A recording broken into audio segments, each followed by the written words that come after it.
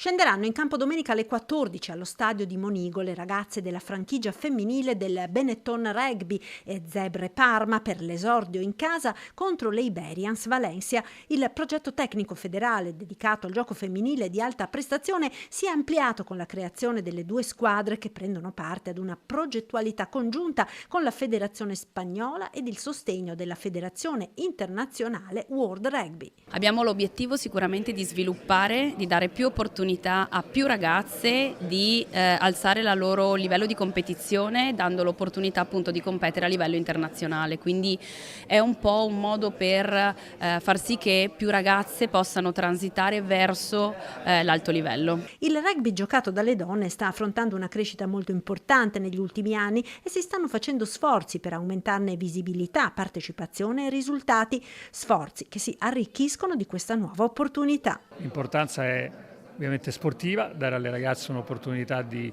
sviluppo a livello di competenze a livelli più alti, come può essere una competizione internazionale, e un'importanza culturale, perché diamo la possibilità di una diversa visibilità, di una diversa esposizione ai ragazzi per poter far percepire che lo sport femminile in generale e sicuramente il rugby ha bisogno di una grossa attenzione, perché ci sono dei grandissimi valori a livello sportivo, ma non solo sportivo, e delle grandissime opportunità anche per chi vuole investire.